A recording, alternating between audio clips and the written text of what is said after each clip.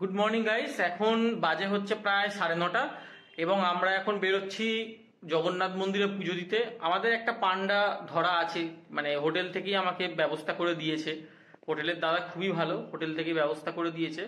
তো হোটেল থেকে আমরা বেরোবো, বেরিয়ে একটা টোটো করে চলে যাব বা হেঁটে, যেটা হোক পসিবল যেটা হবে সেটা চলে যাবো। আর তোমরা দেখতে থাকো পুজোর দেওয়ার প্রসেস এবং মন্দিরে কি কি ভাবে তোমরা পুজো দিতে পারবে, কি কি ভাবে ফোন জমা দিতে পারবে, জুতো জমা দিতে কোথায় হবে, সব ডিটেলস আমি বলে দেবো।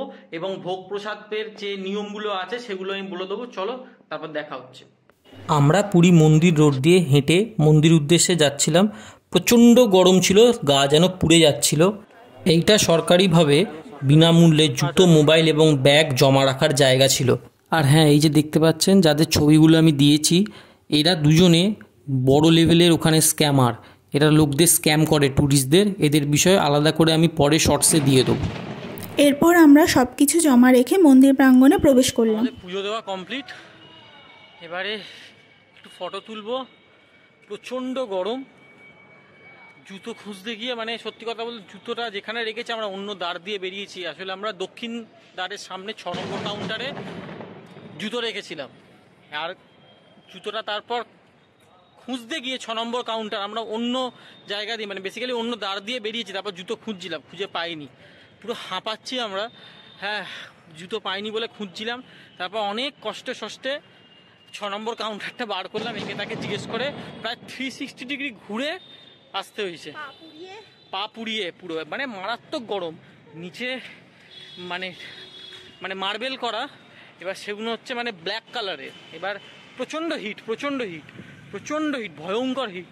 এবং পা ফা পুরো মানে একটুখানি এইটুকু ওখান থেকে ওই অবধি পুরো 360 ডিগ্রি ঘুরতে প্রায় আমাদের লেগে গেছে অন্তত কতক্ষণ হবে, আধ ঘন্টা থেকে 40 মিনিট লেগে গেছে।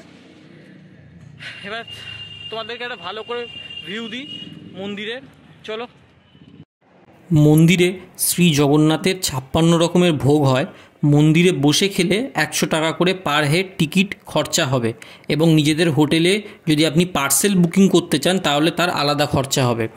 জাস্ট একটা ছোট্ট সাজেশন, পারলে চেষ্টা করবেন পুজোর ডালা বাইরে থেকে নিয়ে আসার, কারণ এখানে ভিতরে প্রচুর দাম। আমরা 1001 টাকা দিয়ে ডালা কিনেছিলাম, এবং একটা ডালায় একজনের নামেই পুজো দেওয়া হয়। এই বিষয়ে বিস্তারিত একটা শর্টস দিয়ে দেবো, এবং আমাদের সাথে কি স্ক্যাম হয়েছিল এই রিলেটেডও একটা ভিডিও দিয়ে দেবো। ফোনগুলো অতিরিক্ত গরম হয়ে যাওয়ায় আর ভিডিও করতে পারিনি, তাই হোটেলে ব্যাক করেছিলাম।